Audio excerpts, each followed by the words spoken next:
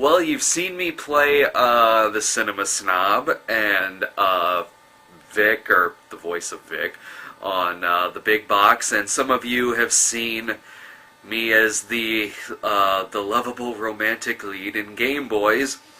And now, here's your chance to see me as a psycho killer in Freak Out. It's my pleasure here to introduce our very first original movie that me and the boys did, and it's called Freak Out, of course. And some of you fans of the Cinema Snob might remember that in the episodes of the Snob that were over at my old place, that was the big poster that was in the background, was our Freak Out poster, which was designed by David Gobble, who plays a significant role in this movie. And like I said, this was our first stab at a full-length movie. We shot it in 2003, the summer of 2003. Took us a few months to shoot it. About 3 years ago, it premiered theatrically here in town, and didn't get any kind of DVD release or anything like that. It's not on DVD. But I always wanted to put it online, and now finally I have. Couple things I want to say about it. This is a movie that went through several different versions.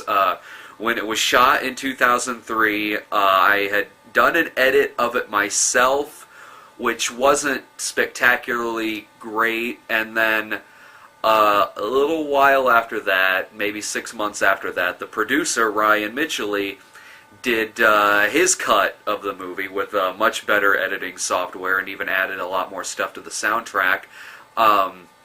And it was a lot better. And then when it was released theatrically a few years ago, we did another edit which trimmed it up a little bit and added a few stuff. And unfortunately, that particular version of the movie, the theatrical one, doesn't actually exist anymore. That version only existed for a rather short time because it was stolen before I could make any more copies of it. So the version that you're about to see is one that I put together really just for the site, and you are not seeing like a director's cut or anything like that. This is not something I would call the definitive version of the movie. I made a few edits here and there, and I had to black box some of the nudity in it. So it's hardly a director's cut, but the violence is all intact, I promise you. But there's one scene that has nudity in it that I had to add the black box to, and it was actually kind of a pain in the ass.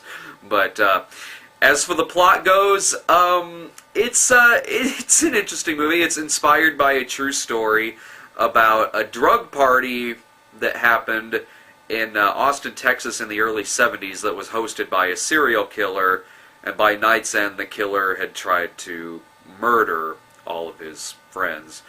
And it's very loosely based on that. We took a lot of liberties. In the movie, it's in the late 70s in the disco era, which was my excuse to put a funky disco soundtrack through the whole movie. And also, it takes place in the Midwest instead of in Texas.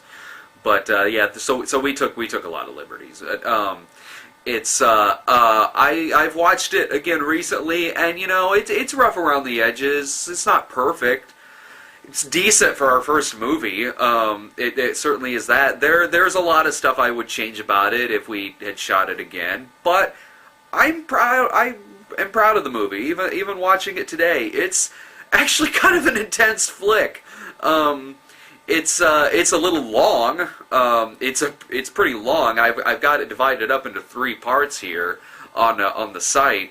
But I will say this, like, even now, like, the last 15-20 minutes of the movie is pretty tense. Is rather intense. Even me watching it today. So if you hate the movie, if you don't like it, don't worry, I promise you my feelings won't be hurt. And if you don't like it, I guess I could say that our movies got better.